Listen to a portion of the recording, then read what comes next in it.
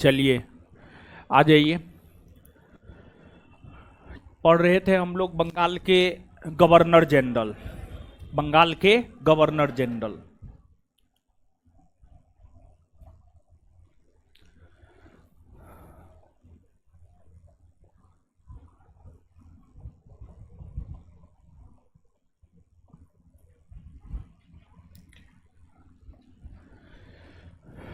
बंगाल के governor general, Bengal के governor general में जो है हम लोग वारेन हेस्टिंग्स के विषय में पढ़े थे, और बंगाल के प्रथम गवर्नर जनरल वारेन हेस्टिंग्स ही बने थे। बंगाल के प्रथम गवर्नर जनरल की अगर हम लोग बात करें तो बंगाल के प्रथम गवर्नर जनरल जो है आपको कौन बने थे? Warren Hastings. तो बंगाल के प्रथम गवर्नर जनरल वारेन हेस्टिंग्स बने थे, और वारेन हेस्टिंग्स के विषय में ही हम लोग पढ़े। और वारेन हेस्टिंग्स का शासनकाल 1772 से 1784। लेकिन कुछ बुक में वारेन हेस्टिंग्स का जो शासनकाल लिखता है 1785 भी लिखता है, 1785 भी। कुछ बुक में वारेन हेस्टिंग्स का शासनकाल 1785 भी जो है आपको लिखता है, 1785 भी लिखता है। वारेन हेस्टिंग्स 1784 में जो पिट्स इंडिया एक्ट पारित हुआ था, पिट्स इंडिया एक्ट के पारित होने का विरोध करते हुए ही अपने पद से त्यागपत्र दिया और फिर आपको वापस लंदन चले गए। वारेन हेस्टिंग्स के बाद एक अस्थाई गवर्नर जनरल बनकर आया sir John Macpherson. Warren Hastings के बाद देखिए, ध्यान दीजिएगा, बंगाल के प्रथम गवर्नर जनरल की अगर हम लोग बात करें तो वो बना वारेन हेस्टिंग्स। और वारेन हेस्टिंग्स जब गवर्नर जनरल का पद छोड़ा तो बंगाल का अगला गवर्नर जनरल बना सर जॉन मैकफर्सन।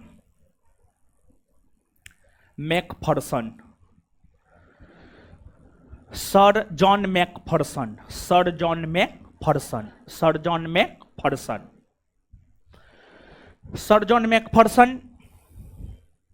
अस्थाई गवर्नर जनरल बने। और ये सर जॉन मैकफर्सन 1785 से लेकर 1786 तक, 1785 से लेकर 1786 तक बंगाल के अस्थाई गवर्नर जनरल पद पर रहे, बंगाल के अस्थाई गवर्नर जनरल के तौर पर पद पर रहे। इसी वजह से इनका कोई खास ऐतिहासिक महत्व तो नहीं है, इनके विषय में कुछ भी जानने उनने की जरूरत नहीं है। लेकिन इसके बाद अगला जो बंगाल का गवर्नर जनरल बना है उसका नाम है लॉर्ड कॉर्नवालिस। क्या नाम है? Lord Cornwallis. तो मुख्य तौर पर वारेन हेस्टिंग्स का वास्तविक उत्तराधिकारी अगर देखा जाए तो वारेन हेस्टिंग्स का वास्तविक उत्तराधिकारी बना है लॉर्ड कॉर्नवालिस। लॉर्ड कॉर्नवालिस बना है। तो यहां पर जो हम लोगों को जानना है वह लॉर्ड कॉर्नवालिस के विषय में जानना है। और लॉर्ड कॉर्नवालिस की अगर आप बात करेंगे तो जो लॉर्ड कॉर्नवालिस है, इनका शासनकाल है 1786 से 1793। 1786 से 1793 यह लॉर्ड कॉर्नवालिस का शासनकाल है। 1786 से 1793 जो है यह आपको लॉर्ड कॉर्नवालिस का शासनकाल है, इसी के विषय में जानना है।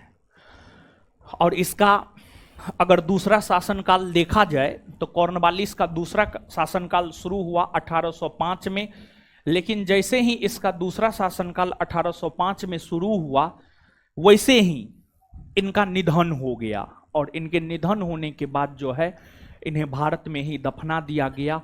उत्तर प्रदेश के गाजीपुर में इसका कब्र है। उत्तर प्रदेश के गाजीपुर में जो है इसका कब्र है, आप जाकर के देख सकते हैं। समझ गए? देखने का मन है तो जाकर के देख लीजिएगा, समझे। परीक्षा में पूछा जाता है कि कॉर्नवालिस का कब्र कहाँ है, उत्तर प्रदेश के गाजीपुर। तो खैर ठीक है, पहले मारिए दिए इसको ना, चलिए ठीक है, पहले मार दिए, अब इसके विषय में जानिए। देखिए, आपको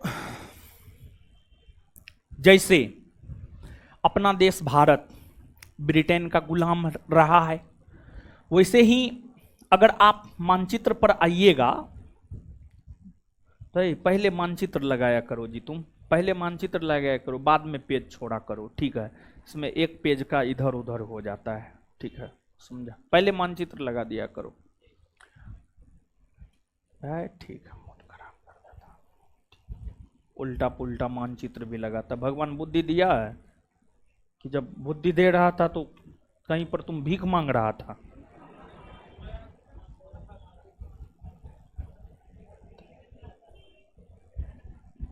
चलिए,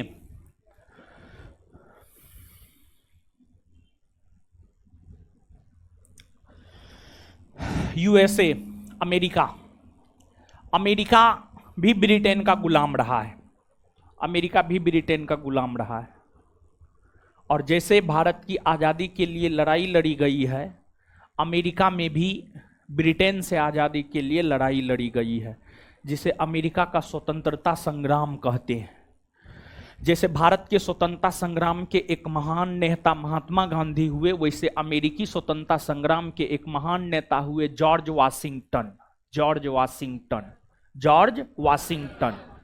वाशिंगटन हुए। तो जब अमेरिका में स्वतंत्रता संग्राम चल रहा था तो ब्रिटेन के तरफ से युद्ध लड़ने के लिए गया था लॉर्ड कॉर्नवालिस, लेकिन उसमें कॉर्नवालिस की हार हुई। और कॉर्नवालिस की जब अमेरिका में हार हुई तो कॉर्नवालिस को आगे बंगाल का गवर्नर जनरल बनाकर भेज दिया गया भारत। कॉर्नवालिस को बंगाल का गवर्नर जनरल बनाकर भेज दिया गया भारत। और कॉर्नवालिस 1786 से 1793 ईस्वी तक बंगाल के गवर्नर जनरल पद पर रहे। इस अवधि के दौरान कॉर्नवालिस ने बंगाल में सुव्यवस्थित एवं सुचारू रूप से शासन प्रशासन चलाने को लेकर कानूनों का एक संहिता तैयार किया। और इन्होंने कानूनों का जो संहिता तैयार किया उसे कहा गया कॉर्नवालिस संहिता। लॉर्ड कॉर्नवालिस ने जो कानूनों का संहिता तैयार किया उसे क्या कहा गया आपको? कॉर्नवालिस संहिता।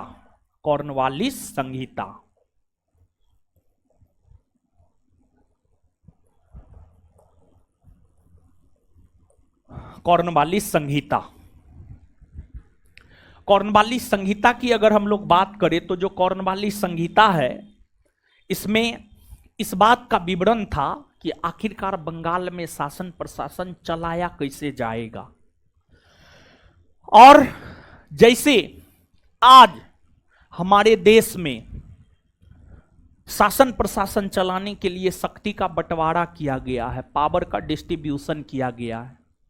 कुछ पावर प्रधानमंत्री को, कुछ मुख्यमंत्री को, कुछ पंचायती राज के अंतर्गत आने वाली संस्थाओं को, पंचायती राज के अंतर्गत आने वाली संस्थाओं को, कुछ नगर निगम के अंतर्गत आने वाली संस्थाओं को पावर दिया गया है। तो जो कॉर्नवालिस संहिता है, कॉर्नवालिस संहिता की अगर हम बात करें तो कॉर्नवालिस संहिता शक्ति के पृथक्करण के सिद्धांत पर आधारित था। शक्ति के पृथक्करण के सिद्धांत पर। शक्ति मतलब काम करने की जो शक्ति है, पृथक्करण मतलब अलग अलग, पृथक्करण मतलब अलग अलग, पृथक्करण मतलब क्या, अलग अलग। तो कॉर्नवालिस संहिता शक्ति के पृथक्करण के सिद्धांत पर आधारित था, मतलब ऊपर से लेकर नीचे तक कुछ कुछ काम करने का अधिकार सब लोगों को दिया गया, कुछ कुछ काम करने का अधिकार सब लोगों को दिया गया। और इस कॉर्नवालिस संहिता के जरिए ही कॉर्नवालिस ने अपने शासनकाल के दौरान बंगाल में शासन प्रशासन करने का काम किया। परीक्षा में यह पूछा जाता है, एसएससी का पूछा हुआ क्वेश्चन है, अब एग्जैक्ट ध्यान में नहीं है, सीएचएसएल का पूछा हुआ है, एमटीएस का पूछा हुआ है या सीजीएल का पूछा हुआ है, ये एग्जैक्ट हमारे ध्यान में नहीं है, लेकिन एसएससी का पूछा हुआ क्वेश्चन है कि कॉर्नवालिस संहिता किस सिद्धांत पर आधारित है। तो इस प्रश्न का उत्तर होगा शक्ति के पृथक्करण सिद्धांत पर आधारित है। कॉर्नवालिस के विषय में कहा जाता है, इन्हें भारत में नागरिक सेवा का जनक माना जाता है, भारत में नागरिक सेवा का जनक माना जाता है। और कॉर्नवालिस ने ही बंगाल के क्षेत्र में जिला बनाया और उस जिला में दरोगा की नियुक्ति किया, जिला बनाया और उस जिला में जो है आपको दरोगा की नियुक्ति किया, जिला में दरोगा की नियुक्ति किया या थानेदार की नियुक्ति किया, जिला में थानेदार की नियुक्ति किया, थानेदार की नियुक्ति किया। फिर कॉर्नवालिस ने बंगाल में शासन प्रशासन चलाने को लेकर तो कॉर्नवालिस संहिता लागू कर दिया। कॉर्नवालिस बंगाल में कर की वसूली को लेकर एक नई व्यवस्था इजाद किया और इन्होंने कर की वसूली को लेकर जो नई व्यवस्था इजाद किया उसे कहा जाता है अस्थाई बंदोबस्त, उसे कहा जाता है अस्थाई बंदोबस्त, अस्थाई बंदोबस्त, अस्थाई बंदोबस्त। अस्थाई बंदोबस्त की अगर हम लोग बात करें तो इसे कई नाम, इसे परमानेंट सेटलमेंट भी कहा जाता है, इसे जमींदारी प्रथा भी कहा जाता है, इसे परमानेंट सेटलमेंट भी कहा जाता है, इसे जमींदारी प्रथा भी कहा जाता है, इसे इस्तमरारी बंदोबस्त भी कहा जाता है। और इसे जमींदारी प्रथा इसलिए कहा जाता है क्योंकि इस बंदोबस्त के अंतर्गत कर की वसूली जमींदार किया करते थे। कर की वसूली कौन किया करते थे? जमींदार। कर की वसूली जमींदार किया करते थे, इसी वजह से इसे जमींदारी प्रथा भी कहा जाता था। देखिए था क्या, बंगाल, बंगाल में कानून, बंगाल में कानून नहीं, बंगाल में शासन प्रशासन, बंगाल में शासन प्रशासन की अगर हम लोग बात करें तो बंगाल में शासन प्रशासन ब्रिटिश ईस्ट इंडिया कंपनी के द्वारा देखा जा रहा था। बंगाल में शासन प्रशासन ब्रिटिश ईस्ट इंडिया कंपनी के द्वारा देखा जा रहा था। बंगाल में जो शासन प्रशासन ब्रिटिश ईस्ट इंडिया कंपनी के द्वारा देखा जा रहा था, उसे शासन प्रशासन चलाने को लेकर के रुपया पैसा की जरूरत थी, जिस वजह से ब्रिटिश ईस्ट इंडिया कंपनी ने बंगाल में एक नए वर्ग, जमींदार वर्ग, एक नए वर्ग जमींदार वर्ग को यह दायित्व दिया कि वे किसानों से कर की वसूली करे। जमींदार वर्ग को यह दायित्व दिया कि वे किसानों से कर की वसूली करे, किसानों से कर की वसूली करे, किसानों से कर की वसूली करे। तो जो जमींदार होता था ना, जमींदार भी एक प्रकार का किसान ही था, लेकिन ये बड़े किसान थे। जमींदार भी एक प्रकार का किसान ही था, लेकिन ये जो है आपको बड़े किसान थे, बड़े किसान थे जमींदार, जमींदार बड़े किसान थे। जमींदार किसानों से कर ले लेता था, जमींदार किसानों से कर ले लेता था और वह कर ब्रिटिश कंपनी के राजकोष में जाकर जमा कर दिया करता था। अब ब्रिटिश ईस्ट इंडिया कंपनी ने, ब्रिटिश ईस्ट इंडिया कंपनी ने जमींदारों को किसानों से कर वसूलने का अधिकार दिया, लेकिन जमींदार किसान से कितना कर वसूलेगा यह निर्धारित नहीं किया। लेकिन जमींदार किसान से जितना लेगा, जमींदार किसान से जितना लेगा उसका 90% कंपनी के राजकोष में देगा, उसका 90% कंपनी के राजकोष में देगा, और जमींदार अपने पास मात्र 10% रखेगा, जमींदार अपने पास मात्र 10% रखेगा। तो अब जमींदार को हुआ ये कि जितना अधिक हम किसानों से वसूली करेंगे उतना अधिक हमें बचेगा। तो जमींदार अपने शक्ति के बल पर किसानों से अधिक कर की वसूली कर लेता था, और किसानों की स्थिति ऐसी हो गई थी, जो किसान फसल का उत्पादन करता था उस किसान को साल भर खाने तक के लिए फसल नहीं बचता था। तो किसान हतोत्साहित होने लगे कि अनाज उपजाते हैं हम, जमींदार वसूल करके अंग्रेजों को दे देता है, हमको भूखे मरना पड़ता है। तो किसान, एक समय ऐसा आया कि जब किसान किसानी करने से डरने लगा, एक समय ऐसा आया जब किसान किसानी करने से डरने लगा, किसानी करने से डरने लगा, किसानी करने से डरने लगा। तो कहीं ना कहीं अस्थाई बंदोबस्त के जरिए अंग्रेजों को भारत में एक सहायक वर्ग के तौर पर जमींदार मिल गया। जमींदार अंग्रेजों को सहायता प्रदान कर रहा था, जमींदार अंग्रेजों को सहायता प्रदान कर रहा था। लेकिन यह जमींदार कहीं ना कहीं किसानों का शोषण भी कर रहा था। और एक बात जानिए, गुलामी के काल में या ब्रिटिश काल में भारतीय किसानों का शोषण सिर्फ अंग्रेजों ने नहीं, बल्कि भारतीय किसानों का शोषण भारतीय जमींदार वर्ग के लोगों ने भी किया, भारतीय जमींदार वर्ग के लोगों ने भी किया। और जो किसान आंदोलन हुए हैं, किसान आंदोलन की अगर आप बात करेंगे तो जो किसान आंदोलन हुए हैं, किसान आंदोलन सिर्फ अंग्रेजों के खिलाफ नहीं हुए हैं, बल्कि किसान आंदोलन की अगर हम लोग बात करें तो वो जमींदारों के खिलाफ भी हुए हैं। किसान आंदोलन जमींदारों के खिलाफ भी हुए हैं। और देखिए, इस अस्थाई बंदोबस्त में सूर्यास्त कानून लागू कर दिया गया था। सूर्यास्त कानून अस्थाई बंदोबस्त के अंतर्गत एक विशेष प्रकार का कानून लागू किया गया था, जिसे सूर्यास्त कानून कहते हैं। और सूर्यास्त कानून क्या है इसको आप समझिएगा, लेकिन उससे पहले आप इस बात को समझिए कि जो सूर्यास्त कानून है, सूर्यास्त कानून की चर्चा गणदेवता नामक साहित्य में है। गणदेवता साहित्य का नाम है गणदेवता। सूर्यास्त कानून की चर्चा गणदेवता नामक साहित्य में है, और गणदेवता साहित्य की रचना किया है ताराशंकर बंदोपाध्याय ने। ताराशंकर बंदोपाध्याय ने गणदेवता की रचना की है, और गणदेवता नामक साहित्य में ही सूर्यास्त कानून की चर्चा है। क्या है सूर्यास्त कानून, इसको आप समझिएगा। सूर्यास्त कानून क्या है इसको आप समझिएगा। देखिए, जैसे अभी आप इनकम टैक्स सब जमा नहीं करते होंगे, इन फ्यूचर अगर आप बहुत अधिक पैसा कमाए तो आप इनकम टैक्स जब जमा कीजिएगा तो एक निश्चित डेट दिया जाता है।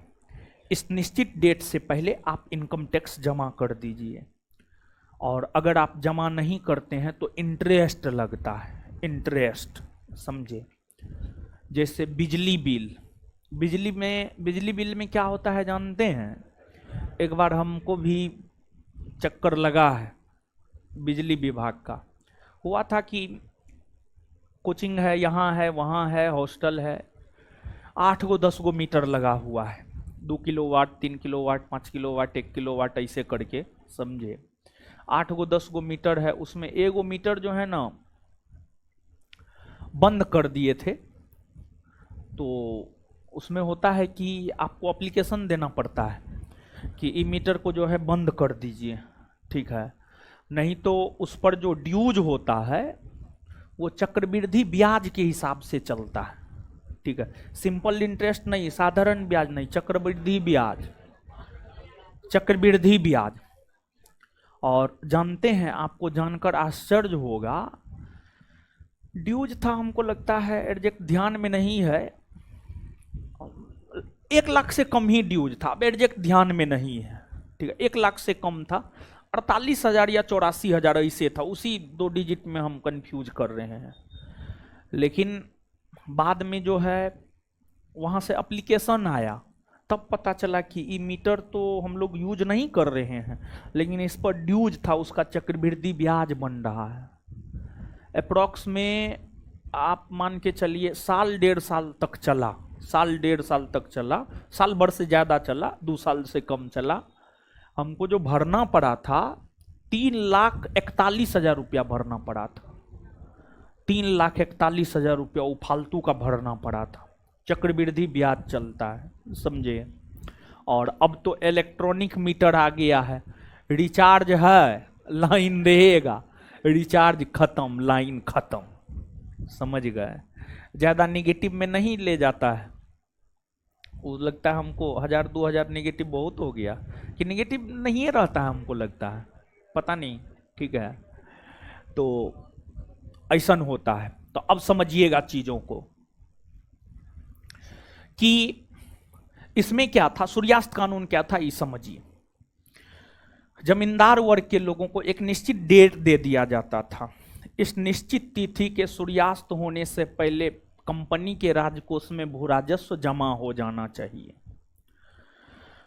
अगर जमा हो गया तो जमींदार का जमींदारी बचा रहेगा, अगर जमा नहीं होता था तो जमींदार की जमींदारी छीन ली जाती थी, जमींदार की जमींदारी छीन ली जाती थी।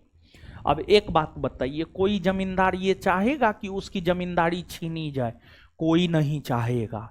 तो इसी वजह से जमींदार एक निश्चित तिथि के सूर्यास्त होने से पहले तक ब्रिटिश कंपनी के राजकोष में भू राजस्व जमा करने के लिए किसानों पर कोरा बरसाता था। कोरा, कोरा समझ रहे हैं, यानी मारने वाला होता है, हाँ, चाबुक कोरा बरसाता, और किसानों से जबरदस्ती ले लेता था और कंपनी के राजकोष में जाकर के भू राजस्व जमा कर देता था। देखिए, इस बंदोबस्त की कई कमियां हैं।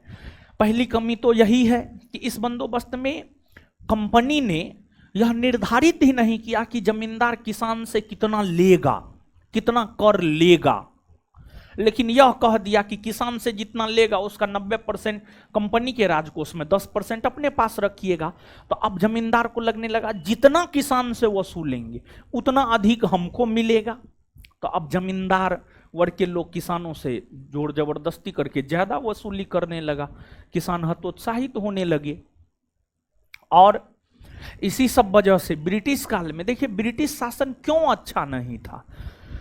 ब्रिटिश शासन इसलिए अच्छा नहीं था क्योंकि ब्रिटिश काल के दौर में भूखमरी, बेरोजगारी, गरीबी चरम पे था, गरीबी चरम पे था।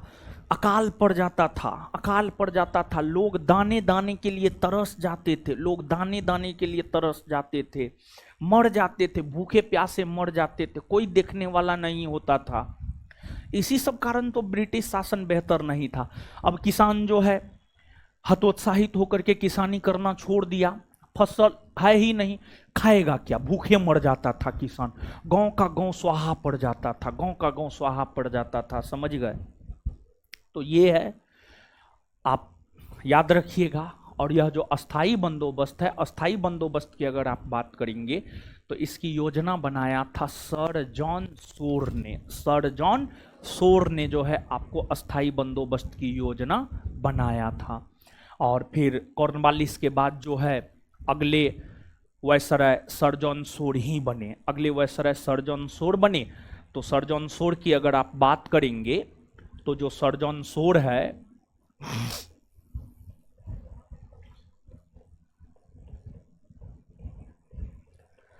सर जॉन सोर है, इनका शासनकाल है 1793 से 1798। इन्होंने शासन प्रशासन में अहस्तक्षेप की नीति अपनाई। इन्होंने शासन प्रशासन में अहस्तक्षेप की नीति अपनाई, मतलब जैसे चल रहा है शासन प्रशासन वैसे इन्होंने चलने दिया। लेकिन हाँ, इनकी अगर आप बात करेंगे तो इन्होंने इलाहाबाद, जिसे आज प्रयागराज कहते हैं, इलाहाबाद को जीतकर ब्रिटिश साम्राज्य में इन्हीं के समय मिलाया गया था और इन्हीं के समय 1795 ईस्वी में खुर्दा का युद्ध हुआ था। 1795 ईस्वी में खुर्दा का युद्ध हुआ था और 1795 ईस्वी में खुर्दा का युद्ध हैदराबाद के निजाम और मराठा पेशवा के बीच हुआ था और उस खुर्दा के युद्ध में हैदराबाद के निजाम की हार हुई थी और मराठा पेशवा की जीत हुई थी। मराठा पेशवा की जीत हुई थी और वही इनसे पहले सर जॉन शोर से पहले जो आपको कॉर्नवालिस है, कॉर्नवालिस के समय 1790 से 92 के दौरान तृतीय आंग्ल मैसूर युद्ध हुए थे जिसमें अंग्रेजों की जीत हुई थी, कॉर्नवालिस की जीत हुई थी। और इस युद्ध को जीतने के बाद ही कॉर्नवालिस ने कहा था कि मैंने अपने मित्र को शक्तिशाली बनाए बगैर ही अपने शत्रु को पंगु बना दिया। यह स्टेटमेंट लॉर्ड कॉर्नवालिस के द्वारा ही तृतीय आंग्ल मैसूर युद्ध को जीतने के बाद जो है आपको दिया गया था। इसके बाद सर जॉन शोर के बाद जो अगले बंगाल के गवर्नर जनरल बने हैं उनका नाम है लॉर्ड वेलेजली। लॉर्ड वेलेजली और लॉर्ड वेलेजली की अगर आप बात करेंगे तो जो लॉर्ड वेलेजली है इनका शासनकाल है 1798 से 1805। 1798 से 1805 लॉर्ड वेलेजली के विषय में जानेंगे। लेकिन लॉर्ड वेलेजली का जब 1805 में शासनकाल समाप्त हुआ तो दोबारा 1805 में बंगाल का गवर्नर जनरल बनकर कॉर्नवालिस आया, लेकिन शीघ्र ही कॉर्नवालिस का 1805 में निधन हो गया और उन्हें गाजीपुर में दफना दिया गया। अब यहां पर हम लोग लॉर्ड कॉर्नवालिस को जानेंगे, लेकिन उससे पहले लिखिए, लिखिए तो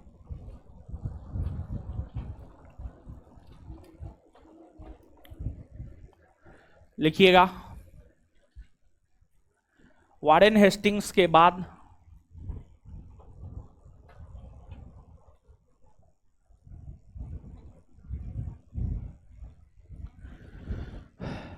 वारेन हेस्टिंग्स के बाद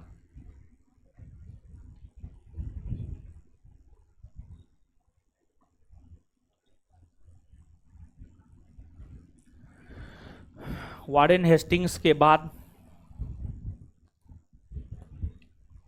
सर जॉन मैकफर्सन, बोर्ड पे लिखा हुआ है sir John Macpherson. Warren Hastings के बाद सर जॉन मैकफर्सन,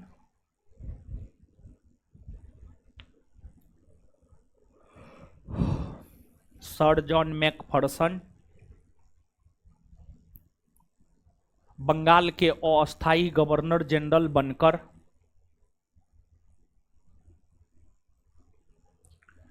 बंगाल के अस्थायी गवर्नर जनरल बनकर बंगाल के अस्थायी गवर्नर जनरल बनकर बंगाल के अस्थायी गवर्नर जनरल बनकर बंगाल के अस्थायी गवर्नर जनरल बनकर भारत आए।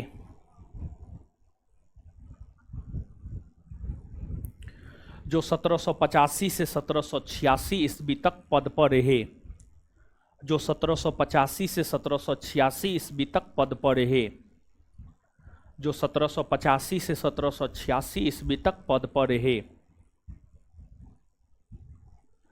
जो 1785 से 1786 ईस्वी तक पद पर रहे, जो 1785 से 1786 ईस्वी तक पद पर रहे। आगे हेडिंग मारिए लॉर्ड कॉर्नवालिस।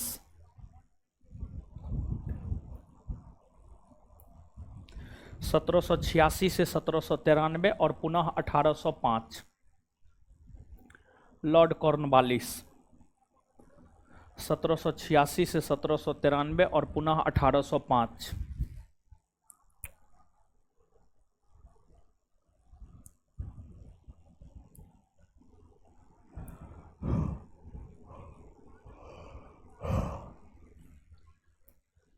लिखिएगा।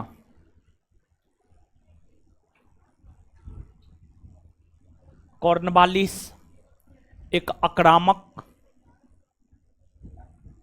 गवर्नर जनरल था।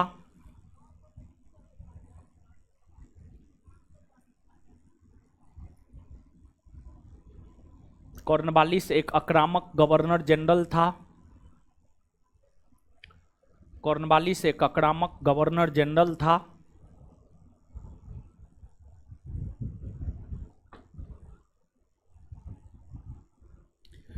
इन्हें भारत में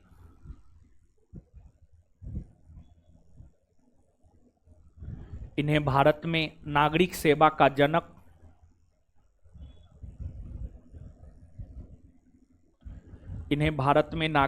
का जनक माना जाता है।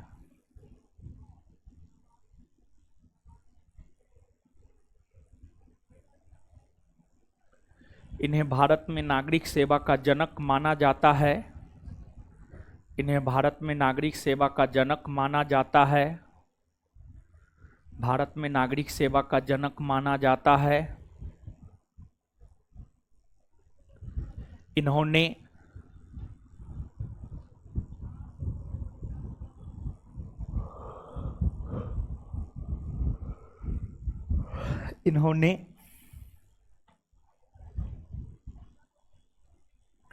बंगाल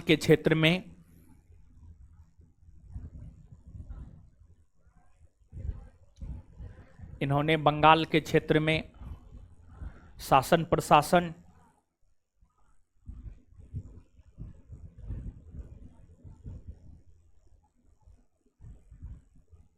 चलाने को लेकर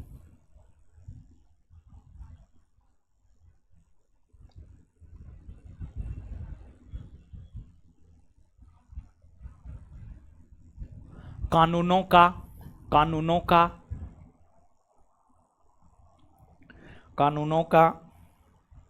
एक संहिता तैयार किया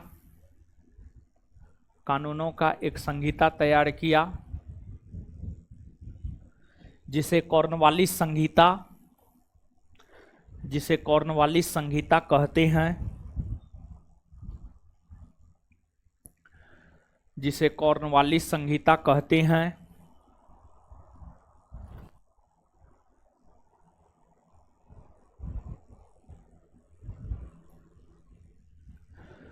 जिसे कॉर्नवालिस संहिता कहते हैं। जिसे कॉर्नवालिस संहिता कहते हैं।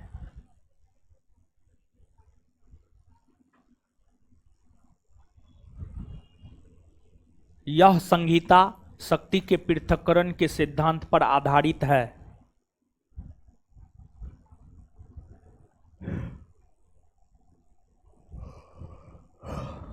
यह संहिता शक्ति के पृथक्करण के सिद्धांत पर आधारित है।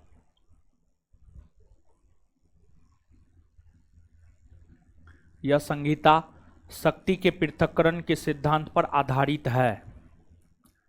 यह संहिता शक्ति के पृथक्करण के सिद्धांत पर आधारित है। Full stop. इन्होंने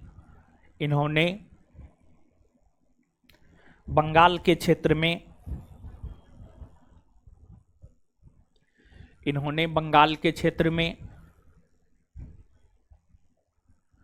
कर की वसूली को लेकर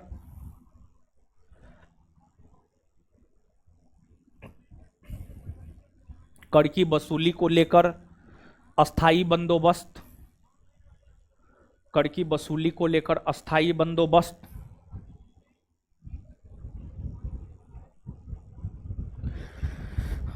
बंदोबस्त को लागू किया।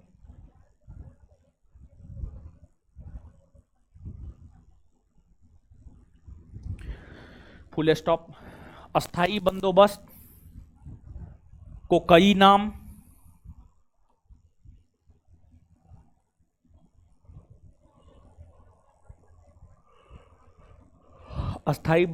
को कई नाम जैसे इस्तमरारी बंदोबस्त, बोर्ड पे लिखें, जैसे इस्तमरारी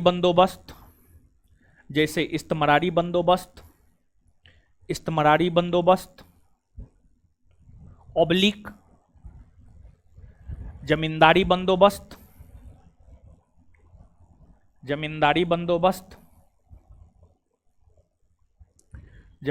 बंदोबस्त ऑब्लिक परमानेंट सेटलमेंट।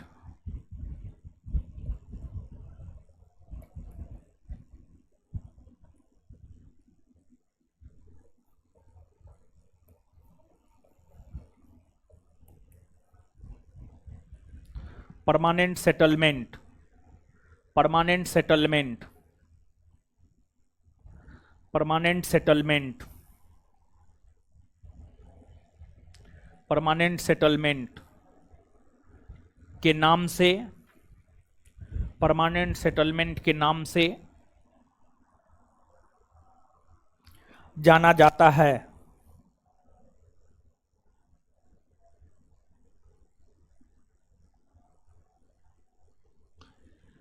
इस बंदोबस्त की योजना सर जॉन शोर ने तैयार किया था।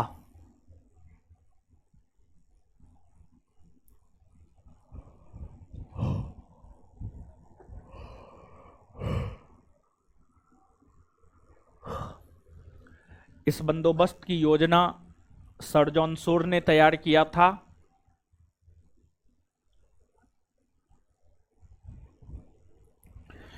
इस बंदोबस्त की योजना सर जॉन शोर ने तैयार किया था।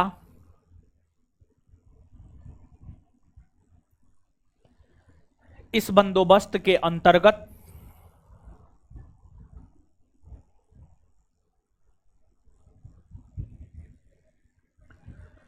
इस बंदोबस्त के अंतर्गत इस बंदोबस्त के अंतर्गत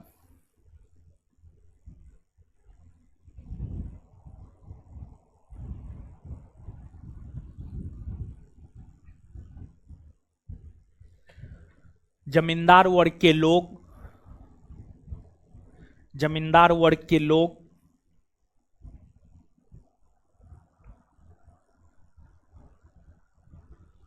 जमींदार वर्ग के लोग किसानों से,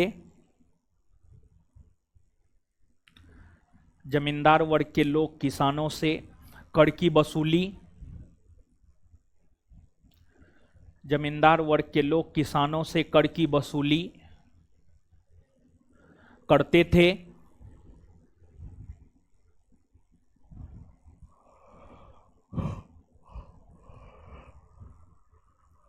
और अंग्रेजी कंपनी के राजकोष में,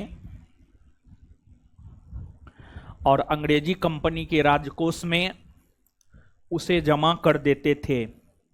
और अंग्रेजी कंपनी के राजकोष में, और अंग्रेजी कंपनी के राजकोष में उसे जमा कर देते थे। और अंग्रेजी कंपनी के राजकोष में उसे जमा कर देते थे। और अंग्रेजी कंपनी के राजकोष में उसे जमा कर देते थे।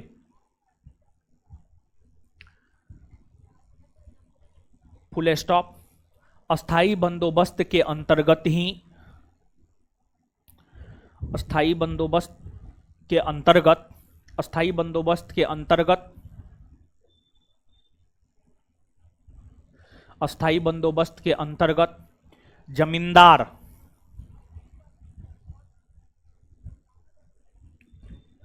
किसानों से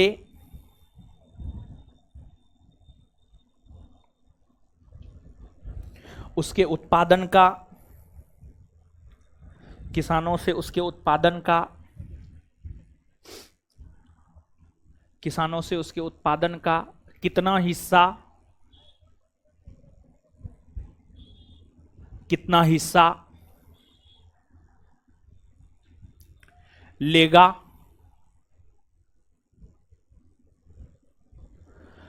यह निश्चित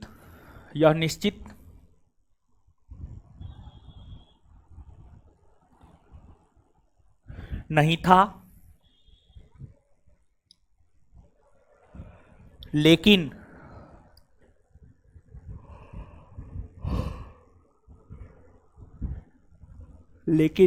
जमींदार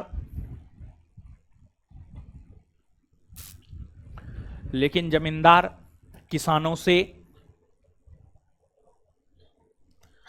लेकिन जमींदार किसानों से जितना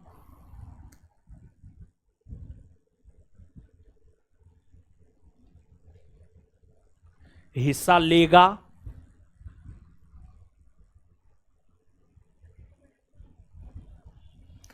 उसका 90%,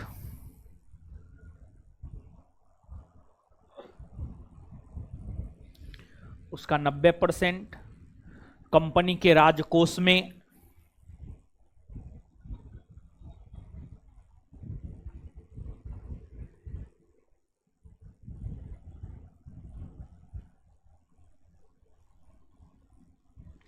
जमा करेगा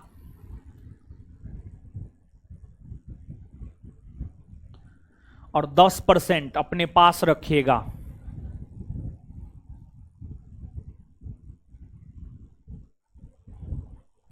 दस % अपने पास रखेगा, फुल स्टॉप।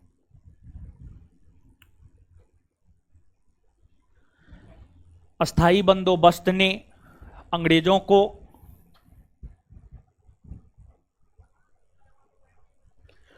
अस्थाई बंदोबस्त ने अंग्रेजों को भारत में अस्थाई बंदोबस्त ने अंग्रेजों को भारत में एक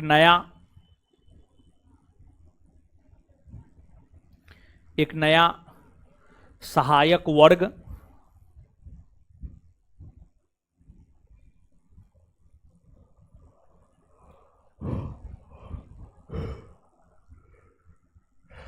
एक नया सहायक वर्ग दिया।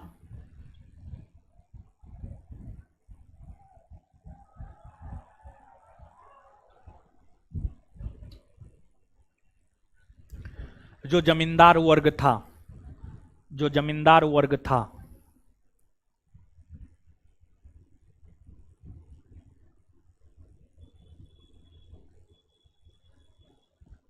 Full stop. नीचे से अगला पॉइंट लिखिएगा। कॉर्नवालिस दोबारा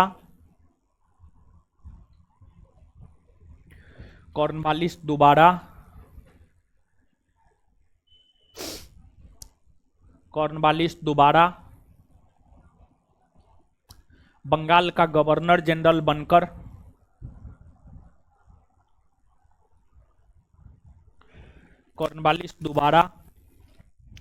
बंगाल का गवर्नर जनरल बनकर 1805 ईस्वी में आया। 1805 ईस्वी में आया, लेकिन शीघ्र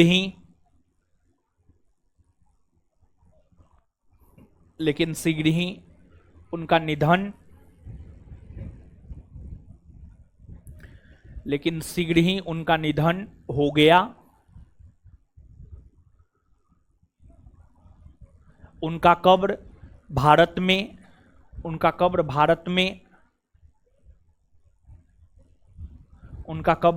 में उत्तर प्रदेश के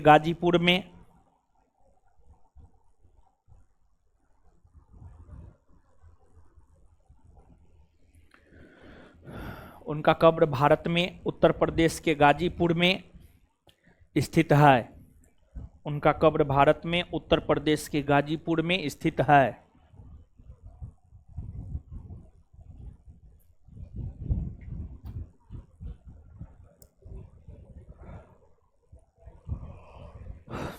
आगे हेडिंग मारिएगा सर जॉन शोर।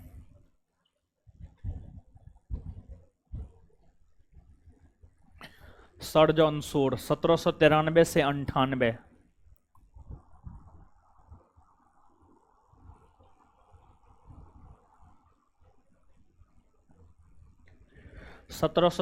से 98 डैश दे करके सर जॉन शोर कोस्ट में 1793 से 98 डैश दे करके इन्होंने प्रशासनिक क्षेत्र में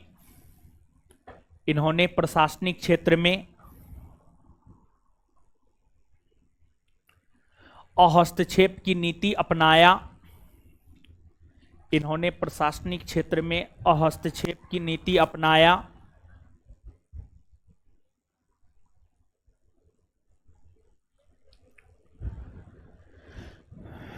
इन्होंने प्रशासनिक क्षेत्र में हस्तक्षेप की नीति अपनाया। इन्होंने प्रशासनिक क्षेत्र में हस्तक्षेप की नीति अपनाया। इन्हीं के समय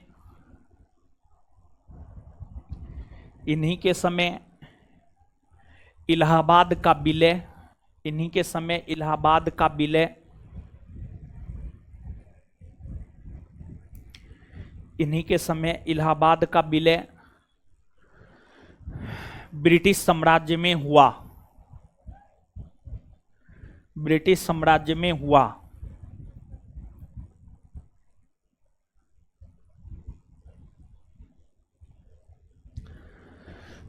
ब्रिटिश साम्राज्य में हुआ।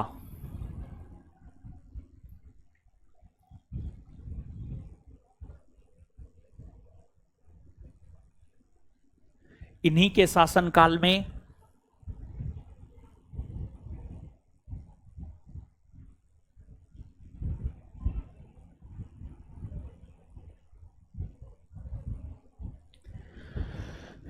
इन्हीं के शासनकाल में 1795 ईस्वी में 1795 ईस्वी में हैदराबाद के निजाम और मराठा पेशवा के बीच, इन्हीं के शासनकाल के समय 1795 ईस्वी में 1795 ईस्वी में हैदराबाद के निजाम और मराठा पेशवा के बीच, हैदराबाद के निजाम और मराठा पेशवा के बीच खुर्दा का युद्ध हुआ। खुर्दा का युद्ध हुआ। खुर्दा का युद्ध हुआ जिसमें मराठा पेशवा की जीत हुई। खुर्दा का युद्ध हुआ जिसमें मराठा पेशवा की जीत हुई। इन्हीं के शासनकाल में 1795 ईस्वी में हैदराबाद के निजाम और मराठा पेशवा के बीच खुर्दा का युद्ध हुआ जिसमें मराठा पेशवा की जीत हुई। जिसमें मराठा पेशवा की जीत हुई। आगे वेलेजली। वेलेजली 1798 से 1805।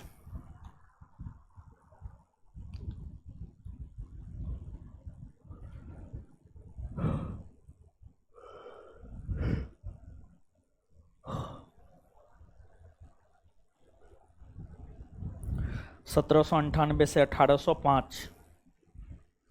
चलिए आइए समझिए वेलेजली।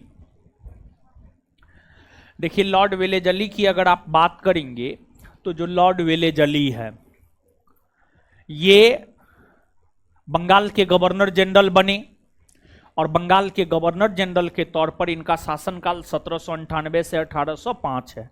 1798 से 1805 है। वेलेजली अपने आप को बंगाल का शेर कहा करता था। वेलेजली की अगर हम बात करें तो वेलेजली अपने आप को कहा करता था बंगाल का शेर। बंगाल का शेर कहा करता था। और इन्होंने 1800 ईस्वी में कलकत्ता में फोर्ट विलियम कॉलेज की स्थापना किया। इन्होंने लॉर्ड वेलेजली ने 1800 ईस्वी में कोलकाता में 1800 ईस्वी में कोलकाता में फोर्ट विलियम कॉलेज की स्थापना किया। अब सवाल ये उठता है कि इन्होंने फोर्ट विलियम कॉलेज की स्थापना क्यों किया।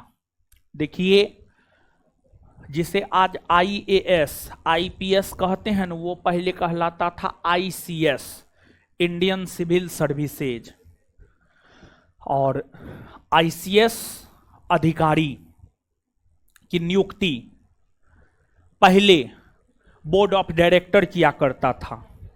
बाद में जाकर ICS अधिकारी की नियुक्ति प्रतियोगिता परीक्षा के माध्यम से होने लगा। और ICS अधिकारी की नियुक्ति प्रतियोगिता परीक्षा के माध्यम से 1853 ईस्वी के बाद से होना शुरू हुआ। उससे पहले ICS अधिकारी की नियुक्ति की जाती थी बोर्ड ऑफ डायरेक्टर के द्वारा। अब कहिएगा बोर्ड ऑफ डायरेक्टर क्या था। देखिए जब अंग्रेजों का शासन था, जब अंग्रेजी कंपनी का शासन था, तो अंग्रेजी कंपनी ने भारत में शासन करने के लिए लंदन में 2 संस्था की स्थापना किया था। एक का नाम था बोर्ड ऑफ डायरेक्टर और एक का नाम था बोर्ड ऑफ कंट्रोलर। तो board of director, board of controller London में स्थापित जो 2 संस्था थी, लंदन में स्थापित 2 संस्था थी। Board of director, board of controller London में स्थापित 2 संस्था थी। इन दो संस्थाओं के द्वारा ही भारत में शासन प्रशासन चलाने का काम कंपनी के शासन के दौरान किया जाता था। तो आईसीएस अधिकारी की नियुक्ति बोर्ड ऑफ डायरेक्टर करता था और वही आईसीएस अधिकारी शासन प्रशासन को चलाता था। आईसीएस अधिकारी को प्रशिक्षण देने के लिए, आईसीएस अधिकारी को, इंडियन सिविल सर्विसेज अधिकारी को प्रशिक्षण देने के लिए कोलकाता में 1800 ईस्वी में फोर्ट विलियम कॉलेज की स्थापना लॉर्ड विलेजली ने किया था। लॉर्ड विलेजली ने किया था। देखिए, जैसे मान लिया जाए कि आप बिहार पुलिस का ही तैयारी करते हैं, कल के डेट में जाकर के आपका रिजल्ट होता है, मेरिट आपका बनता है, तो सीधे आपको लाठी डंडा लेकर के रोड पे नहीं उतार दिया जाता है, बल्कि आपको ट्रेनिंग दिया जाता है। आपको ट्रेनिंग दिया जाता है, अलग अलग शहर में ट्रेनिंग दिया जाता है, लगभग 6 महीना साल भर का ट्रेनिंग होता है और उस ट्रेनिंग के बाद आपको लाठी डंडा टोपी लेकर के जो है रोड पे उतारा जाता है। समझ गए? तो ट्रेनिंग में जो शपथ लेता है, चाहे सिपाही हो, दरोगा हो, डीएसपी हो, एसपी हो, प्रधानमंत्री हो, कोई भी हो, ट्रेनिंग में जो शपथ लेता है उसके अनुसार काम थोड़े करता है। ट्रेनिंग में शपथ लेता है कि हम घूस नहीं लेंगे, लेकिन पुलिस विभाग में घूस नहीं ले ये हो ही नहीं सकता है। देखिए, हर विभाग में भ्रष्टाचार है, न्यायालय में भी भ्रष्टाचार है। आप अगर ये समझ रहे हैं कि न्यायालय में भ्रष्टाचार नहीं है, आप भ्रम में जी रहे हैं। पुलिस विभाग में भी भ्रष्टाचार है। आप अगर ये समझ रहे हैं कि भ्रष्टाचार नहीं है, थाना जाइए ना, एगो केस लिखाने जाइए थाना, बिना पैसा का केस तक नहीं लिखता है, समझे? बिना पैसा का केस नहीं लिखता है। खैर, राजधानी में तो ऐसा नहीं कर सकता है, राजधानी में तो ऐसा नहीं कर सकता है, लेकिन राजधानी में भी भांप लेता है। पुलिस सबको ट्रेनिंग क्या दिया जाता है? अब हम तो ट्रेनिंग किए नहीं है, पता नहीं जो भी ट्रेनिंग दिया जाता हो, लेकिन पुलिस को ऐसा ट्रेनिंग दिया जाता है कि जब वो सिस्टम में चला जाता है ना, तो अपने बाप से भी घूस लेता है। समझे? ई हम समझे हैं पुलिसिया व्यवस्था को, ई हम समझे हैं। समझ? पुलिसिया व्यवस्था ऐसन व्यवस्था है कि पुलिस जो है अपने बाप तक को नहीं छोड़ता है। समझे? ऐसा हम समझे हैं, समझे? यही सच है। हो ठीक है, आप लोग जाइएगा कभी, तब पता चलेगा क्या है पुलिसिया सिस्टम। तो ठीक है, जो है सो है, जो है सब बढ़िया है, समझे? और सबसे बड़ा चीज क्या है जानते हैं? जब तो पैसा नहीं पकड़ेगा ना, तो आपको लगेगा मेरा काम ही नहीं किया। और पुलिस ऐसा होता, आपका पैसा भी पकड़ लेता, आपका काम भी नहीं करता है। समझ गए? आपको लगता है कि काम हो गया, काम होम आपका कुछ हो नहीं होता है। एक बात जान लीजिए, जो रूल रेगुलेशन है उसी के तहत वो काम करेगा। आप कितनों पैसा दे दीजिए, वो अपने रूल रेगुलेशन के तहत ही काम करेगा।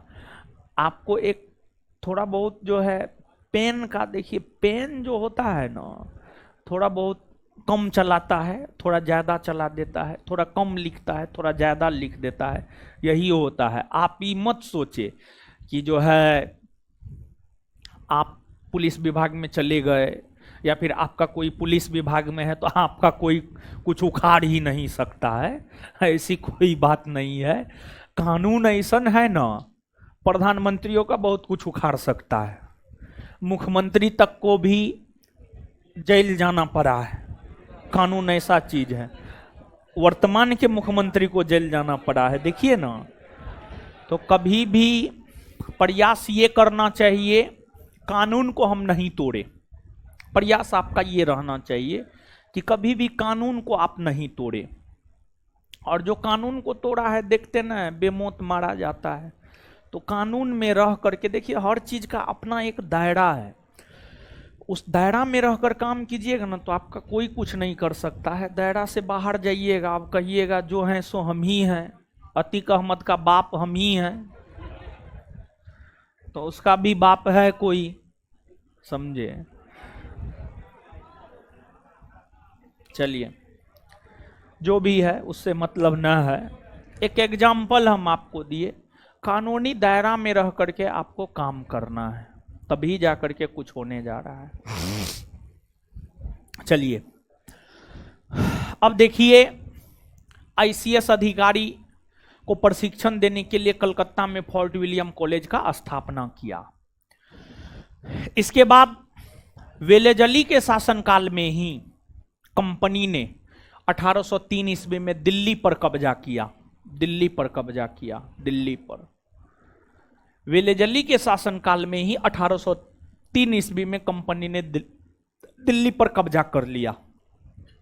कंपनी ने दिल्ली पर कब्जा कर लिया। कंपनी ने दिल्ली पर कब्जा कर लिया। और वेलेजली को इतिहास में सबसे ज्यादा अगर किसी चीज को लेकर याद किया जाता है तो याद करने का कारण है सहायक संधि। सहायक संधि, सहायक संधि एक नीति है।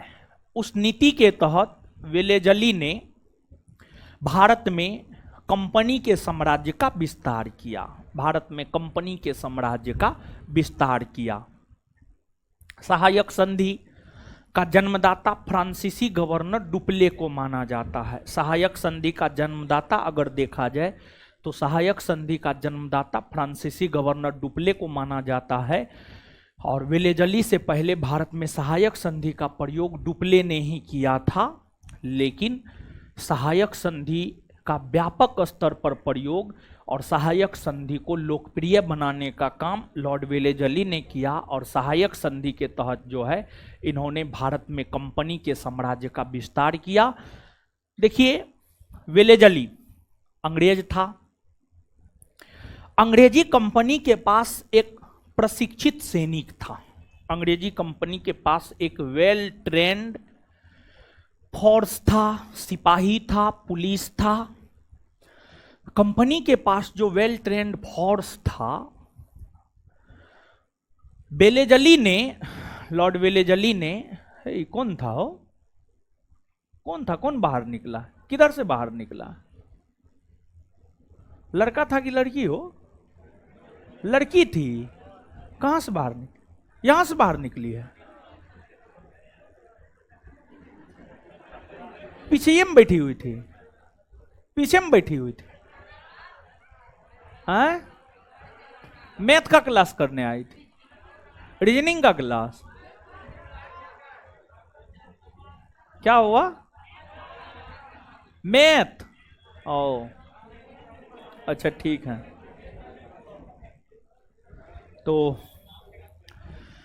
समझिए, हमको लगा यहां से लगता है निकल के चली गई। इतना ही मती लोग को हो गया है। डर नहीं होता है जी? डर होता है मेरा? डरना जरूरी है, समझे? हैं? आगे नहीं बैठती है डर के मारे। आपको नहीं, आप आगे बैठे हैं, आपको डर नहीं होता? अच्छा, आप हमेशा ऐसे ही रहते हैं कि घर पे जाकर के मारपीट करते हैं? नहीं, एकदम शांति रहते हैं। अच्छा ठीक है, तब तो चलिए आगे आइए। देखिए, सुनिए, समझिए। वेलेजली सहायक संधि के तहत भारत में कंपनी के साम्राज्य का विस्तार किया। देखिए, सहायक संधि क्या था जानते हैं? समझिएगा। कंपनी के अधीन वेल ट्रेन्ड सैनिक थे। कंपनी ने देसी रियासत के राजा महाराजाओं को कहा, वेलेजली ने देसी रियासत के राजा महाराजाओं को कहा, हैदराबाद, अवध, मैसूर, तंजौर जैसे देसी रियासत के राजा महाराजाओं को यह कहा कि देखिए, हम आपके राज्य में कंपनी की सेना रखते हैं। कंपनी की सेना रखते हैं। अगर आपके राज्य पर कोई दूसरा राज्य आक्रमण करता है तो कंपनी की सेना युद्ध करेगा। और कंपनी की सेना वेल ट्रेन्ड है, तो कंपनी की सेना के सामने कोई टिकेगा नहीं। तो राजाओं को लगा, देसी रियासत के राजा महाराजाओं को लगा कि ये तो कंपनी हमारी सहायता कर रहा है, लेकिन विलेज अली कहा कि हम आपके यहां वेल ट्रेन सैनिक रखेंगे, तो उसको वेतन देने के लिए पैसा दीजिए, पैसा, तब ना उसको वेतन देंगे, तब ना वो आपके पास रहेगा। तो कंपनी सैनिक रखा, देसी रियासत के राजा महाराजाओं के यहां रुपया पैसा लिया। और देखिए कहीं ना कहीं राजा महाराजा कमजोर थे। अगर मान लिया जाए कि हम मजबूत हैं, हम मजबूत हैं, तो हम क्यों रखेंगे सैनिकों को? मान लिया जाए कि उस टाइम के राजा महाराजा के पास अगर वेल ट्रेन सैनिक होते, वो क्यों रखता एक्स्ट्रा सैनिक को? तो वो एक्स्ट्रा सैनिक को रखने के लिए तैयार हुआ। इसका मतलब यह है कि वो कहीं ना कहीं कमजोर है। तो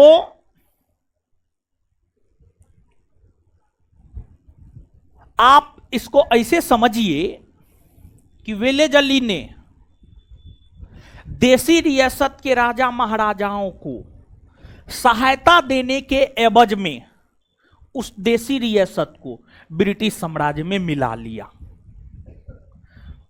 मतलब देसी रियासत के राजा महाराजाओं को कहा कि हम आपको सहायता दे रहे हैं, लेकिन उस सहायता देने के एवज में उस क्षेत्र को ब्रिटिश साम्राज्य में मिला लिया, हस्ताक्षर करवा लिया, हस्ताक्षर करवा करके मिला लिया।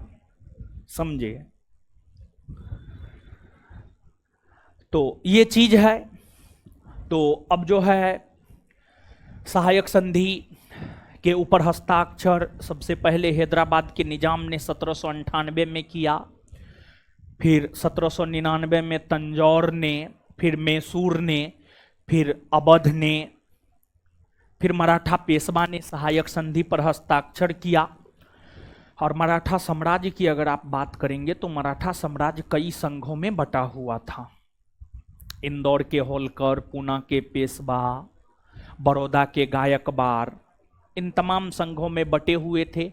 इसमें इंदौर का होलकर, इंदौर का होलकर, इंदौर के होलकर की अगर हम लोग बात करें तो जो इंदौर के होलकर शासक थे, इंदौर के होलकर शासक थे, उन्होंने सहायक संधि को स्वीकार नहीं किया। उसके अलावा जो अन्य मराठा संघ था उसने सहायक संधि को स्वीकार कर लिया। मतलब सहायक संधि समझे हो? मतलब देसी रियासत के राजा महाराजा को कहा कि हम आपको सहायता करेंगे, और उस एवज में उस देसी रियासत को ब्रिटिश साम्राज्य में मिला लिया। समझ गए? यही है सहायक संधि। तो नीचे से लिखिए, लिखिए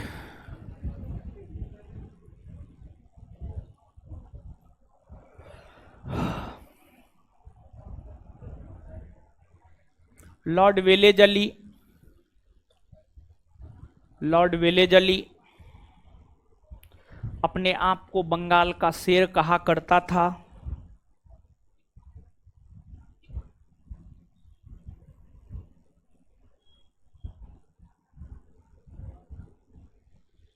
लॉर्ड विलेज अली अपने आप को बंगाल का शेर कहा करता था।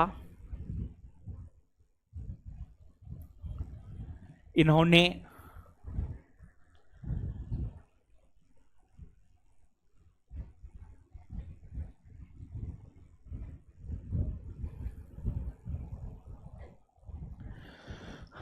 (1800 ईस्वी में कोलकाता में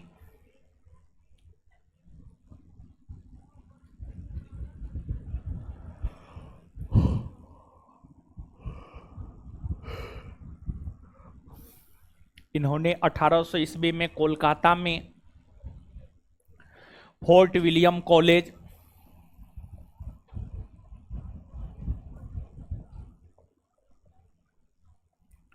फोर्ट विलियम कॉलेज,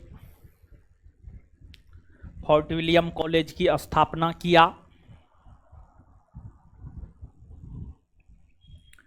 ताकि आईसीएस अधिकारियों को प्रशिक्षण दी जा सके, ताकि आईसीएस अधिकारियों को प्रशिक्षण दी जा सके, ताकि आईसीएस अधिकारियों को प्रशिक्षण दी जा सके, ताकि आईसीएस अधिकारियों को प्रशिक्षण दी जा सके,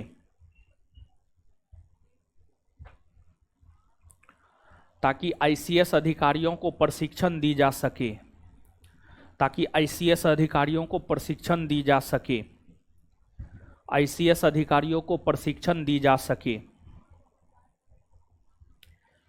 इन्हीं के समय 1803 ईस्वी में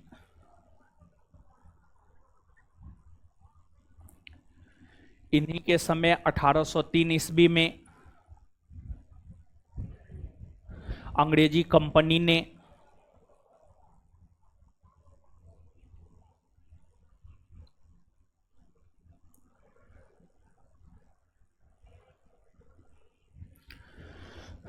दिल्ली पर कब्जा किया।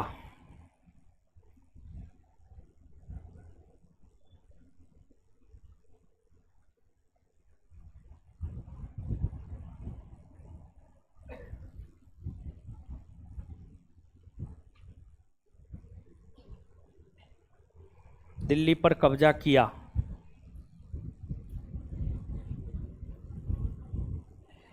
इन्हें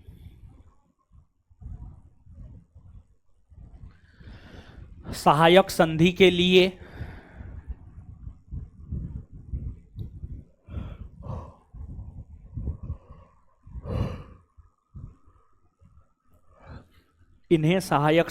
लिए इतिहास में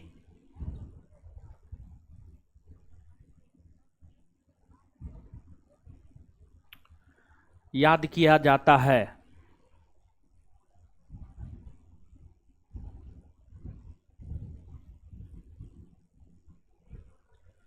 फुल स्टॉप। सहायक संधि का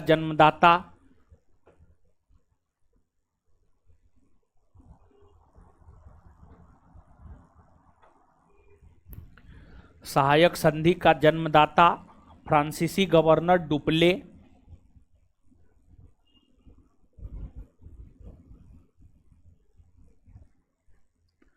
सहायक संधि का जन्मदाता फ्रांसीसी गवर्नर डुप्ले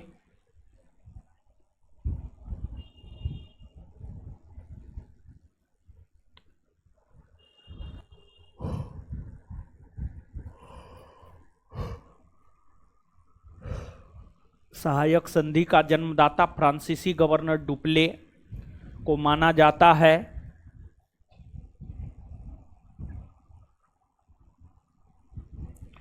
वहीं सहायक संधि का प्रयोग कर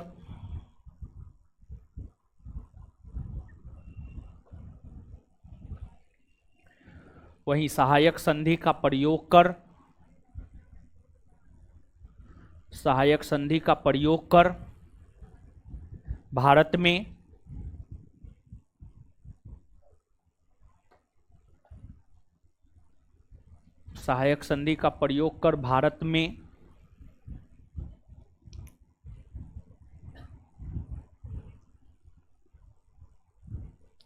ब्रिटिश कंपनी के साम्राज्य का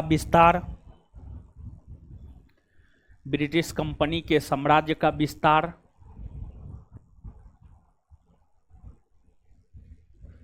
लॉर्ड वेलेजली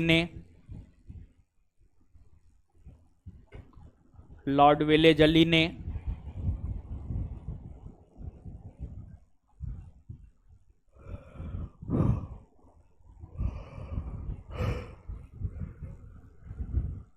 किया है।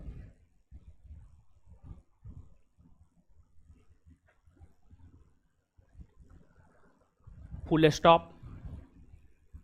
नीचे से अगला पॉइंट लिखिएगा। सहायक संधि को स्वीकार करने वाला प्रथम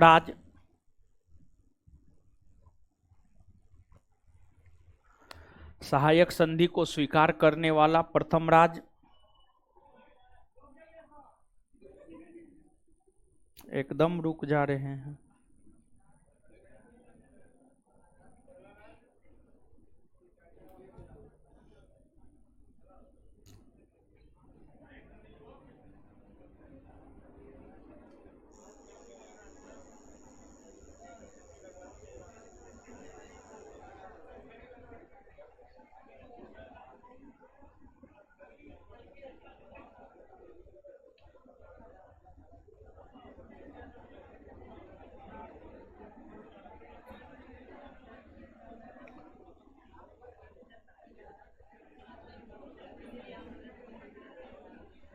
सहायक संधि क्या लिखे हैं हम? सहायक संधि को स्वीकार करने वाला प्रथम राज्य हैदराबाद।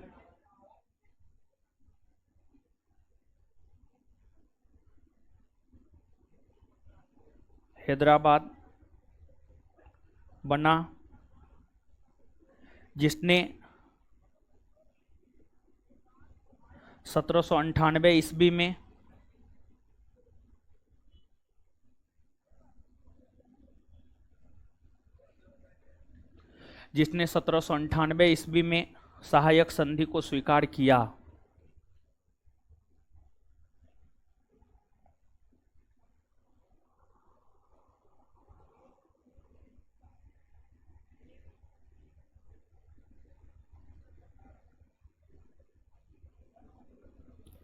जिसने 1798 ईस्वी में सहायक संधि को स्वीकार किया। इसके बाद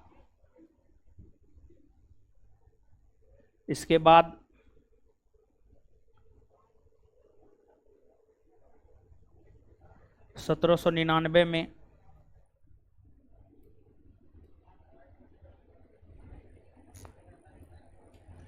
इसके बाद 1799 में मैसूर और तंजौर ने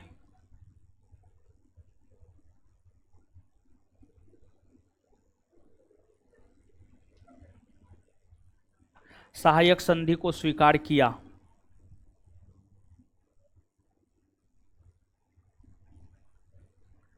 इसके बाद मैसूर और तंजौर ने 1799 ईस्वी में सहायक संधि को स्वीकार किया। 1799 ईस्वी में स्वीकार किया। आगे चलकर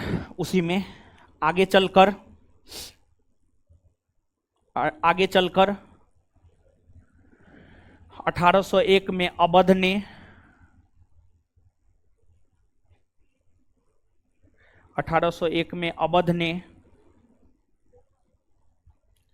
1802 में मराठा पेशवा ने 1803 में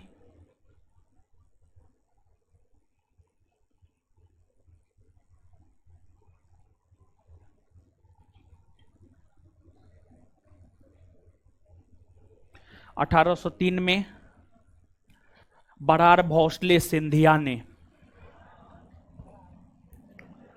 बरार भोसले सिंधिया ने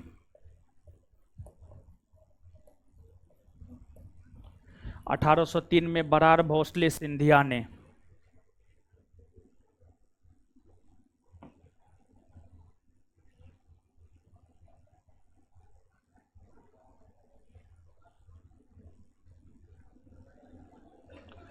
भोसले सिंधिया ने सहायक संधि को स्वीकार किया।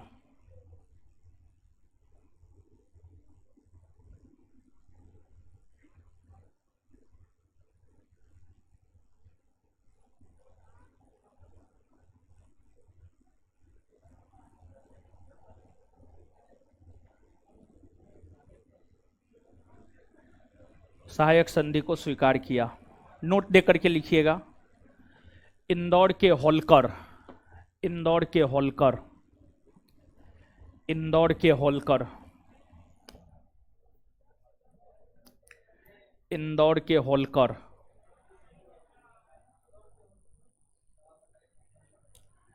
इंदौर के होलकर शासकों ने सहायक संधि को स्वीकार नहीं किया है। इंदौर के होलकर शासकों ने सहायक संधि को स्वीकार नहीं किया है।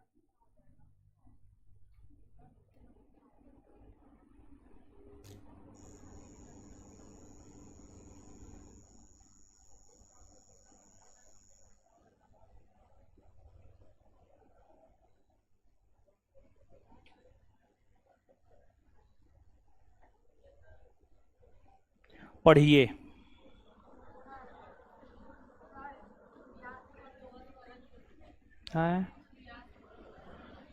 सूर्यास्त कानून वाला वो नहीं लिखा है। अच्छा ठीक है, पढ़िए अब।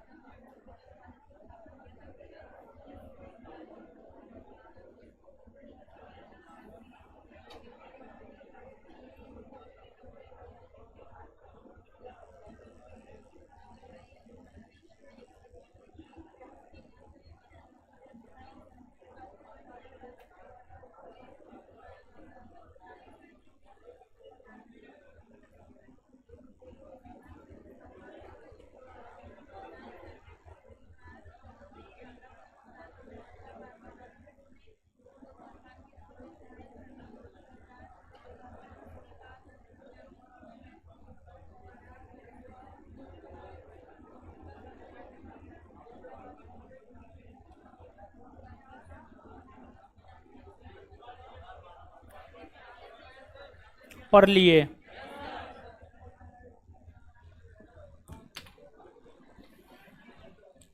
क्लियर है इतना बात?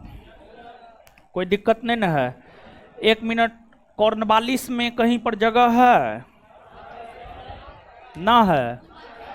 ना है तो कोई दिक्कत नहीं। नोट में इंदौर के होलकर शासक ने सहायक संधि को स्वीकार नहीं किया, इसको पहला पॉइंट बनाइए। नोट में दूसरा पॉइंट लिखिए। नोट में दूसरा पॉइंट, लास्ट जो पॉइंट लिखे उसको नोट में पहला पॉइंट बनाइए और नोट में दूसरा पॉइंट लिखिए। नोट में दूसरा पॉइंट लिखिए।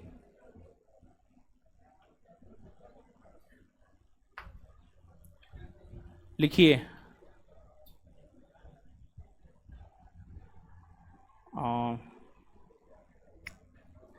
सूर्यास्त कानून का संबंध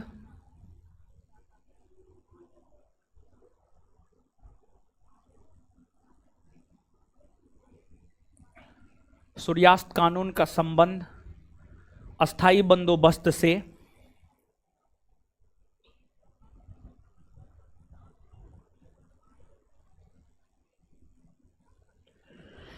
सूर्यास्त कानून का संबंध अस्थाई बंदोबस्त से है।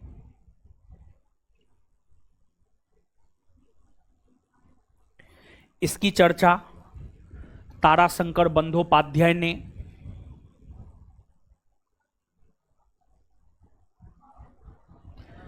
इसकी चर्चा ताराशंकर बंदोपाध्याय ने इसकी चर्चा ताराशंकर बंदोपाध्याय ने अपनी रचना गणदेवता में इसकी चर्चा ताराशंकर बंदोपाध्याय ने अपनी रचना गणदेवता में किया है। इसकी चर्चा ताराशंकर बंदोपाध्याय ने अपनी रचना गणदेवता में किया है।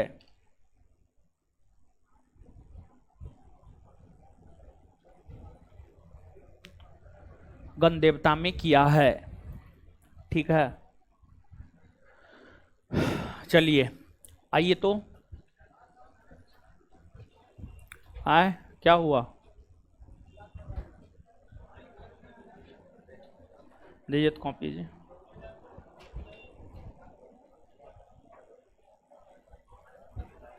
बताइए, भारत में नागरिक सेवा का जनक किसे माना जाता है? Lord Cornwallis. नागरिक सेवा का जनक किसे माना जाता? कॉर्नवालिस संहिता कौन सिद्धांत पर आधारित है? शक्ति के पृथक्करण। कॉर्नवालिस संहिता कौन सिद्धांत पर आधारित है? शक्ति के पृथक्करण। इसके बाद बंगाल के क्षेत्र में अस्थायी बंदोबस्त लागू कौन किया था? अस्थायी बंदोबस्त को इस्तमरारी बंदोबस्त, जमींदारी बंदोबस्त, परमानेंट सेटलमेंट के नाम से जाना जाता है। इस बंदोबस्त की योजना कौन बनाया था? Sir John. इस बंदोबस्त की योजना कौन बनाया था? सर जॉन शोर। इसके बाद आगे बताइएगा, कॉर्नवालिस दोबारा बंगाल का गवर्नर जनरल बनकर कब आया? उसका कब्र कहाँ है? कहाँ है? कॉर्नवालिस के बाद 1793 में बंगाल के गवर्नर कौन बने? इलाहाबाद का कंपनी में विलय किसके समय हुआ? खुर्दा का युद्ध कब हुआ? किसके किसके बीच? हैदराबाद के निजाम और मराठा। कौन अपने आप को बंगाल का शेर कहता था?